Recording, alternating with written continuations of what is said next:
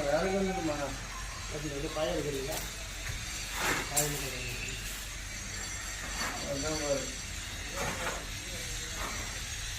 சரிம்மா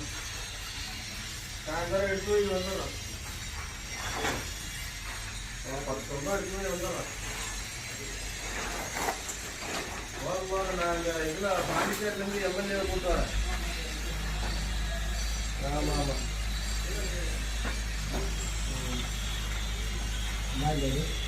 சரி சரி 97 97